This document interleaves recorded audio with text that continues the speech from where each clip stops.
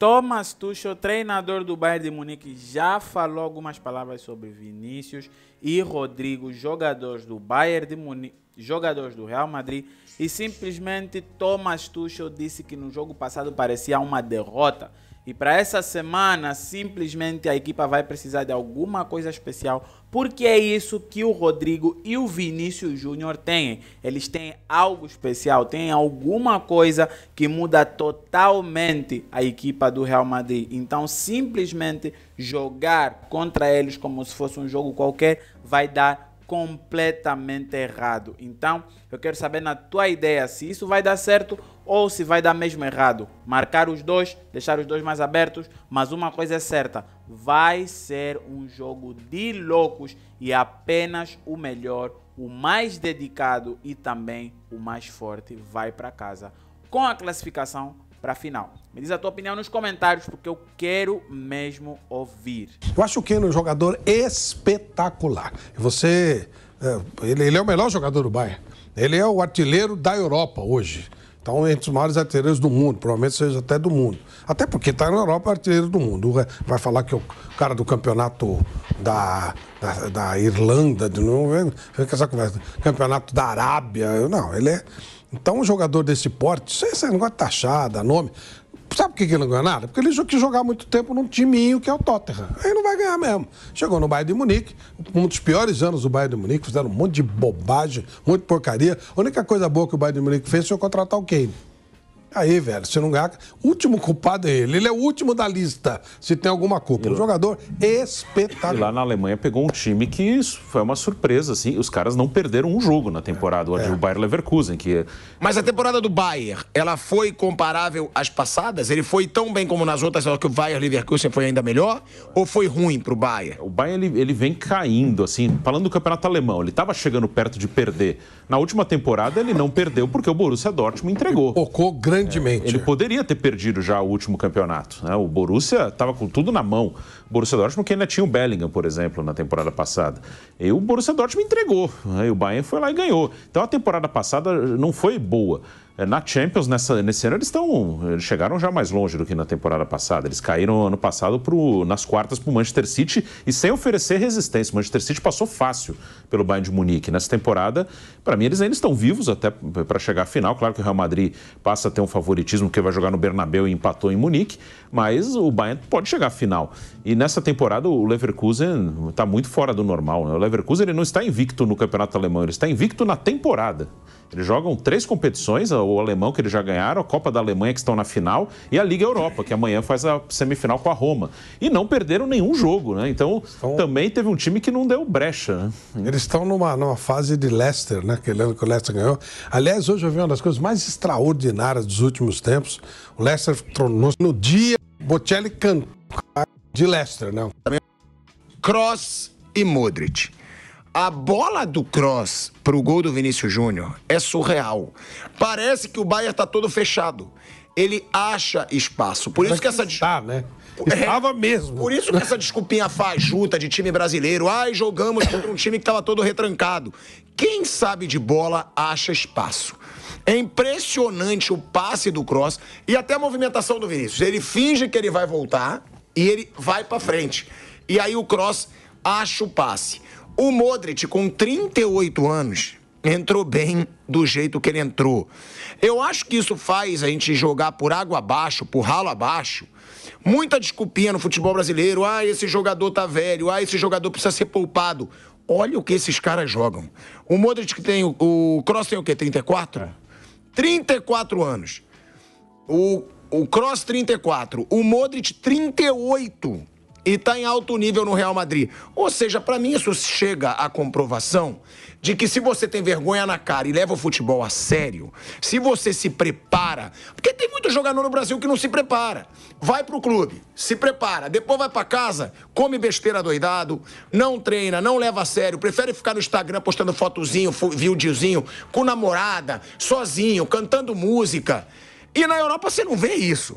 Se você for ver o Instagram, qualquer coisa do Kroos, do Modric, você vai ver futebol. Você não vai ver palhaçada para ganhar engajamento. E eu acho que esses caras são um grande exemplo de que hoje jogador brasileiro não se prepara bem no futebol, Bruno. Até porque é outra velocidade o jogo. E os caras aguentam. E eles têm uma qualidade muito maior que os que jogam aqui, né? Eles são dois fenômenos. Mas eu já percebi jogo do Real Madrid com o Modric, que eu falava, eu vou ver esse cara, vamos ver se ele é só aquele cara que mete a bola. Ele corre, ele marca. O Modric é o cara, eu já falei isso algumas vezes, eu vi ele no estádio 2 vezes, com o Brasil e Croácia, aqui na Copa de 14, e um Real Madrid-Tottenham numa Champions League. Esse é o cara que mais me impressionou no estádio em relação ao que eu tinha, assim, a visão que eu tinha antes. Eu sabia, claro, que ele era muito bom. Mas, assim, vendo do estádio, eu falei que, nossa senhora, ele é maior ainda do que eu achava que ele era. Porque ele é muito dinâmico, ele conduz... Eu acho o Modric melhor que o Kroos, assim, se for... Ele vai buscar a bola lá na defesa. Eu também vi ele jogando, eu acho que 3 vezes. Vi uma pelo Real e vi nas 2 Copas contra o Brasil. E o Modric é um jogador que eu acho que eu considero um gênio da função, assim. O Kroos eu acho muito bom, o Modric eu acho que é genial, assim. O Modric é um jogador mágico, assim, e eu sou muito fã. Ele está indo além da capacidade dele, da idade e tudo mais. E a história recente dos grandes ídolos brasileiros de futebol, nenhum deles encarou a profissão de jogador ou a vida de jogador como o Cristiano Ronaldo. Nenhum deles. Nem o Neymar, nem o Ronaldinho Gaúcho. Então, o Vinícius, talvez, se espelhando nesse jogador, Cristiano Ronaldo, ele consiga ser, não só no clube dele, como daqui a pouco na seleção brasileira, o jogador mais importante da geração dele. Vai depender também do treinador, viu, Tironi?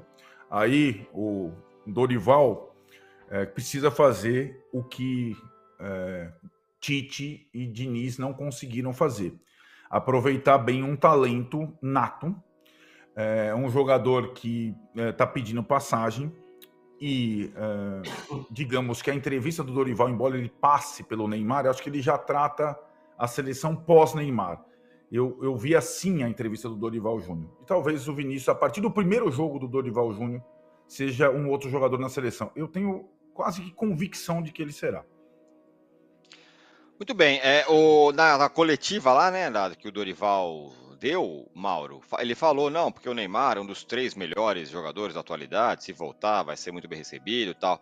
Mas talvez a maior ajuda que ele pode ter pode vir o Vinícius Júnior. Eu não vou falar para você votar nessa enquete, porque eu sei que você é absolutamente contra esse tipo de coisa. Não vou te exigir falar sobre a enquete. Mas pode falar sobre o Jorge Jesus, que falou sobre o Neymar. Um garoto muito legal, muito afetivo e tal, mas no futebol mesmo o Cristiano Ronaldo é o inverso dele. Falou o JJ, até uma obviedade, né? Uma coisa óbvia, né? Isso aí todo mundo tá vendo. O Neymar tem 1001 preocupações, outras prioridades, né? E o Cristiano Ronaldo, ele só virou Cristiano Ronaldo e conseguiu rivalizar com o Messi em determinados momentos, praticamente toda a carreira, né? Em alguns momentos mais, em outros menos, em função da sua dedicação, né? Ele é um atleta na acepção da palavra e se quiser jogar com 40 e poucos anos, vai continuar jogando. Claro que pode cair um pouco o nível, mas ainda vai ser decisivo em algum lugar do mundo onde ele quiser jogar, seja em Portugal, seja no Brasil, seja lá na Arábia Saudita, enfim.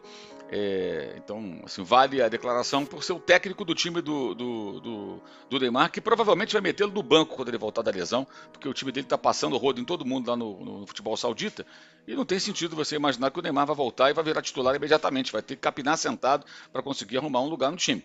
Né? Essa é a tendência, ainda mais a gente conhecendo o Jorge Jesus, sabendo como pensa o português. Não vai dar colher de chá. Lembrando que ele foi contra a viagem do Neymar para o Brasil para jogar para a seleção, porque ele não estava em condições, e aí para piorar ele sofreu uma lesão, né? Sofreu uma lesão. Agora, o que o Ronaldo falou sobre o Vinícius é muito importante, né? O Carlo Ancelotti, ele usa os seus jogadores e os explora ao máximo, no bom sentido, ou seja, tira o melhor dos seus jogadores. E é muito claro que a função do Vinícius mudou. Você olha o mapa, inclusive, de calor, você vê que ele está muito mais presente dentro da área do que antes, quando tinha Benzema, ele de um lado, o Rodrigo do outro. Até peguei ontem na minha rede social, botei lá o mapa de calor do jogo contra o Manchester City 1-1, antes da eliminação, né, da Champions League passada, depois foi goleado e foi despachado o Real Madrid. E o jogo de ontem, você vê o Vinícius menos na ponta, mais dentro da área agora. Por isso também a sua presença como artilheiro. Lembrando que o próprio Cristiano Ronaldo passou por essa transformação. Eu acho que ontem, mal comparando, o Vinícius era algo que lembra um pouco o Bruno Henrique. é aquele ponta que entra na área para fazer o gol, sem a capacidade do cabeceio do jogador do Flamengo, mas com a velocidade e com o poder de decisão, fazendo gols, melhorando nos seus arremates, que é muito importante, né? Especialmente quando ele driblou o goleiro para fazer um dos gols da vitória do Real Madrid. O Real Madrid adora jogar de contra-ataque, jogar em velocidade, transição, velocidade. O Ancelotti sempre gostou de montar suas equipes assim. O Barcelona propicia a ele essas possibilidades. Acho até um pouco ingênuo em alguns momentos a forma como o Barcelona se apresenta assim e oferece aquilo tudo para o Real Madrid. Aí toma um coco e no próximo jogo está arriscado a fazer tudo igual. Não mudar a estratégia, né? E isso também explica um pouco a derrota. Agora me diz o que achaste desses comentários da imprensa. Valeu, até o próximo vídeo e fui!